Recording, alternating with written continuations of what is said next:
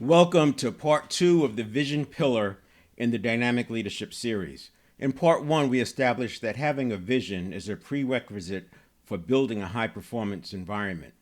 We also discussed the challenges that come with pursuing a vision, because by nature, vision is aspirational. That means we'll face obstacles and our employees will not always get it right the first time, especially when they're pushing the boundaries of innovation. One of the biggest traps leaders fall into is treating progress as pass fail.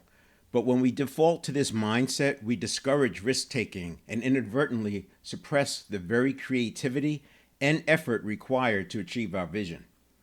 Struggling at the edge of ability is what drives growth and makes your organization more effective long term, which is what you need to realize your lofty vision.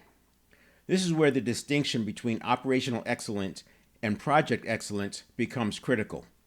Operational excellence is about efficiency and consistency, while project excellence is about navigating uncertainty and learning from iteration. Given the speed of external change, innovation is no longer optional. It's a necessary capability of any business that intends to scale. Today, we'll bridge the gap between vision, the aspirational future we're striving toward, and the daily interactions that either reinforce or contradict that vision. Under pressure, it's easy to slip into behaviors that send mixed signals. And we'll examine two specific ways that this happens. One, when leaders make their response equal their reaction, allowing stress or frustration to shape their communication in ways that undermine long-term goals. And the second, when leaders unintentionally shut down enthusiasm for innovation by creating setbacks as failures rather than steps in an iterative learning process. Both of these behaviors affect intrinsic motivation, the internal drive that fuels an employee's engagement and performance.